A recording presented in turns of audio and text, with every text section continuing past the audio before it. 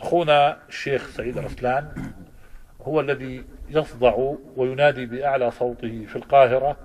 بضرورة البقاء على التصفية والتربية وبالبعد عن هذه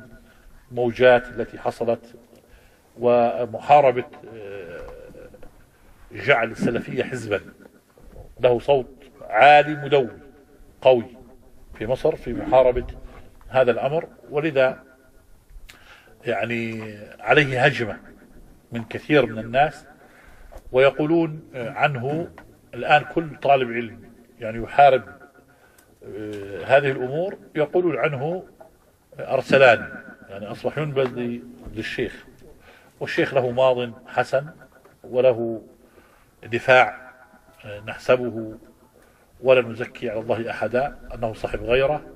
وصاحب معرفة ورسوخ قدم في معرفة الدعوة السلفية، بل نكاد أن نقول هو من المميزين في معرفة الدعوة السلفية وفي هضم وإدراك حقائق ما كان يقوله شيخنا رحمه الله تعالى في هذه الدعوة.